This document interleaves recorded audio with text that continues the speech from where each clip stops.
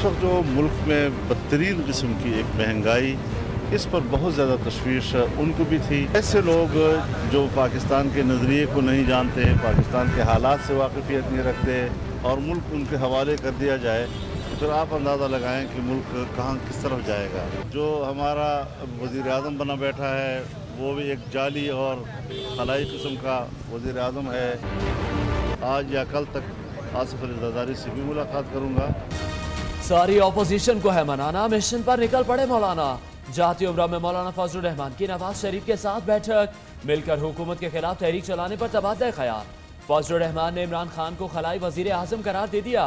बोले हुकूमत के खिलाफ ऑपोजिशन एक पेज पर है। आज या कल आसिफ जरदारी से भी मुलाकात का इंदिया दे दिया।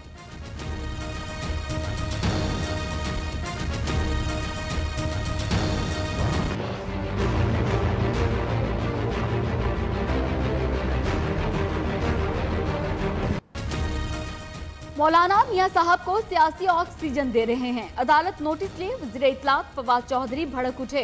कहते हैं नवाज शरीफ ने बीमारी पर हमेशा की तरह झूठ बोला। अब एम्बुलेंस की बजाय फजलुर रहमान जाती उम्रा पहुंचे। फवाद चौधरी ने शहबाज शरीफ और जरदारी को करप्शन के मरकजी किरदार करार दे दिया। आसिफ जरदारी और शहबाज शरीफ और नवाज शरीफ बिल्कुल एक पैटर्न पे काम कर रहे थे। हमें जो रिकॉर्ड हमसे चाहिए होगा नैब को, वो हम बिल्कुल देने को इंशाल्लाह तैयार हैं। तो अगर जरदारी साहब और नवाज शरीफ साहब मेहरबानी करें तो वो लूटे हुए पैसे वापस कर दें जो पाकिस्तान के लोगों के ले गए। अगर हम भी एक प्रॉपर डिक्टेटरशिप होते या बादशाहत होते और ये सारे इख्तियार हमारे पास होते तो पैसे निकल आते, लेकिन हम एक आइन के मुताबिक, कानून के मुताबिक ही आगे चलना। पाकिस्तान में बादशाहत होती तो हम भी होटल में 200 बंदों को उल्टा लटकाते, पैसे वापस आ जाते। यहाँ अमीरियत या बादशाहत नहीं, इसलिए कानून और आइन के मुताबिक चलना है। वज़ीर इत्तलात फवाद चौधरी कहते हैं नवाज शरीफ और आसिफ जरदारी का मनी लॉन्ड्रिंग का तरीका एक ही था। वफाकी काबीना ने नया पाकिस्तान हाउसिंग अथॉरिटी की मंजूरी दे दी। 17 अप्रैल को वज़ीर आज़म मंसूबे का इफ्तिताह करेंगे।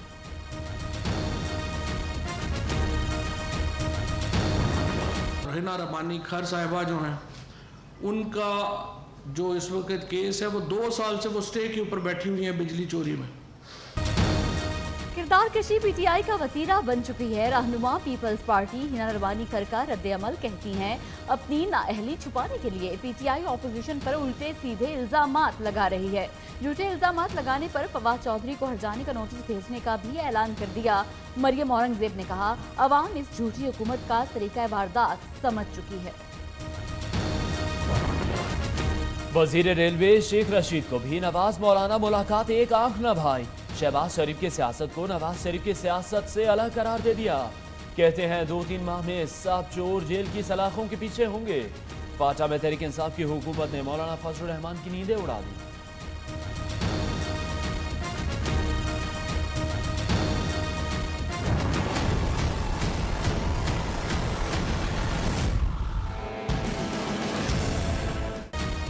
इलेक्शन कमीशन के अरकान की नामजदगी का मामला मजीद उलझ गया। ऑपोजिशन लीडर शहबाज शरीफ का वज़ीर आज़म इमरान खान को एक और खत। वज़ीर आज़म की 1 अप्रैल को कायदे हिज़्ब इख्तिलाफ के नाम पर खत एतराज़ात उठा दिए। बलोचिस्तान और सिंध के लिए 3 अरकान के नाम भी तजवीज़ कर दिए।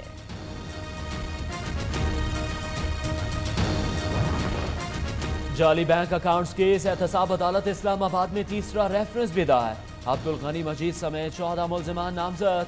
दूसरी जानिब पिंक रेजिडेंसी रेफरेंस समात के लिए मंजूर। आसिफ जरदारी के करीबी साथी आफ्ताब मेमन, ओमिनी ग्रुप के अब्दुल गनी समेत 19 मुल्ज़िमान नामजद।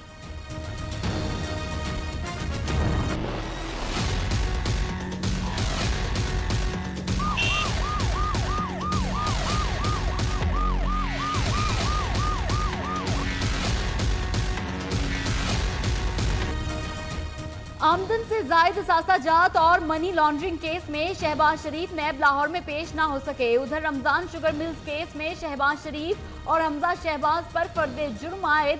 दौरान समाअत शहबाज शरीफ ने अदालत को बताया नैब ने गलत केस बनाए। ऑपोजिशन लीडर ने लंदन यात्रा के लिए अहलिया और वालिदा समेत 4 स्टाफ मेंबर्स के वीजे लगवा लिए।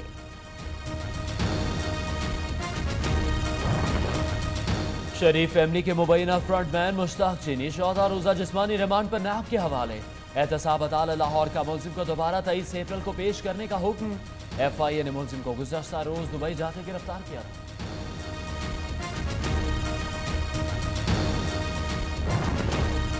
आमदन से जायद सासाजात रेफरेंस में इसहाकडार के गिर्द घेरा मजीद तंग। इंटरपोल ने साबिक वजीर खजाना के रेड वारंट के इजरा के लिए मजीद दस्तावेजात मांग ली। वजारत दाखिला की नैब को इजाफी दस्तावेजात की फराहमी की हिदायत। उधर LNG केस में नैब ने शाहिद खाकान अब्बासी को 25 अप्रैल तक जवाब जमा कराने की मोहलत दे दी।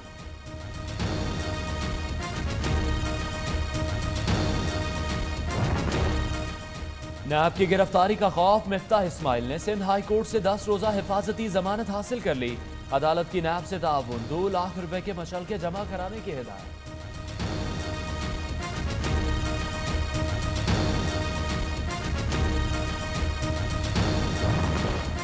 FIA ने भी नैब के इख्तियारात मांग लिए। एंटी मनी लॉन्ड्रिंग कानून में तरामीम जरूरी करार दे दी। एडिशनल DG FIA बशारत महमूद ने कहा, मनी लॉन्ड्रिंग कानून में बहुत खामियां हैं, रिकॉर्ड बर वक्त नहीं मिलता, तहकीकात इल्तवा में पड़ जाती हैं।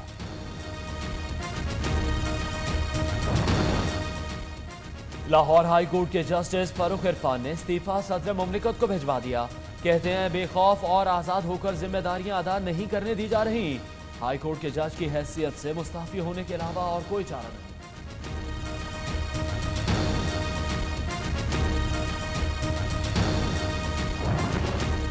नवाज शरीफ का चौथी बार शरीफ मेडिकल सिटी में तिब्बी मुआयना। दिल की धड़कन नॉर्मल नहीं, पेस मेकर लगाने की जरूरत है। जाती मुआलिज डॉक्टर अदनान की मीडिया से गुफ्तगू। कहते हैं मेडिकल बोर्ड की मुशावरत से इलाज जारी है, वक्त से पहले कुछ नहीं कहा जा सकता।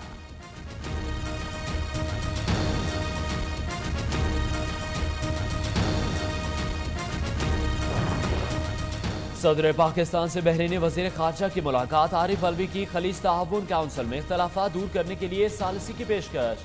कहते हैं पाकिस्तान बहरीन के करीबी दो तरफा ताल्लुकात हैं। बहरीन के वजीर खारजा ने आर्मी चीफ से भी मुलाकात की।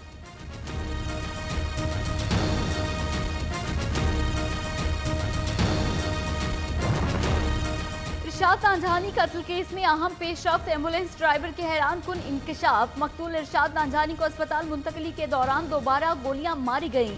मुलजिम रहीम शाह ने एम्बुलेंस रुकवा कर पुलिस की मौजूदगी में गोलियां मारी।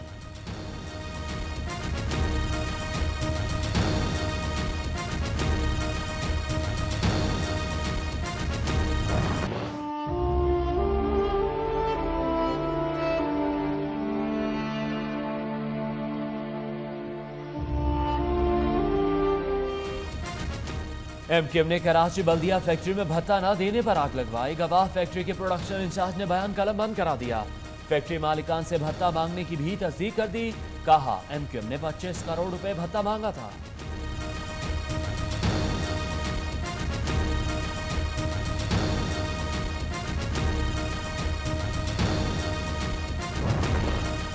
MQM रहनुमा अली रजा आबदी के कत्ल केस में अहम पेशरफ्त। मफरूर मुल्जिमान हसनैन बिलाल और गुलाम मुस्तफ़ा के नाकाबिले जमानत वारंट जारी। अदालत का मुल्जिमान को आइंदा समात पर गिरफ्तार करके पेश करने का हुक्म।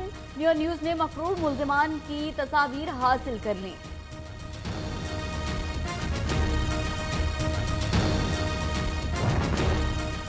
30 अप्रैल तक एक्ट और रूल्स का काम मुकम्मल किया जाए। इलेक्शन कमीशन की खैबर पख्तूनख्वा हुकूमत को हिदायत। कहा बल्दियाती इदारों की मुद्दत 28 अगस्त 2019 को खत्म हो रही है।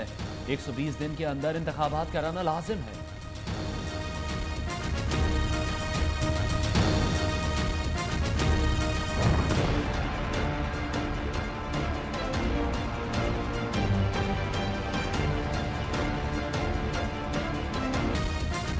वज़ीर-ए-आला खैबर पख्तूनख्वा महमूद खान एक बार फिर BRT पर बोल पड़े। कहते हैं BRT मीडिया के लिए टॉप ट्रेंड बन चुका। BRT मंसूबे की तकमील की तारीख अभी नहीं दे सकते। मंसूबा मुकम्मल होगा तो फवायद सामने आएंगे।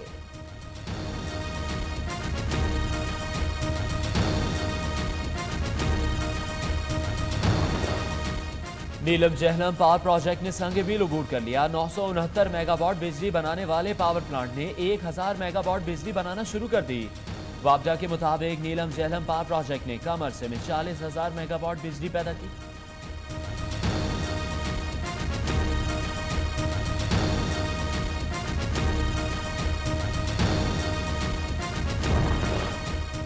दुनिया को पाकिस्तान का मुस्बत चेहरा दिखाने वाले जर्मन सफीर रिटायर मार्टिन